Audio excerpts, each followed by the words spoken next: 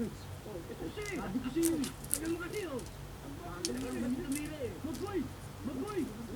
Mabuti naman magaling ka na. Brando! Mukhang marami kayong pera ngayon, ha? Nailabasin niyo si Lolo Makoy sa ospital.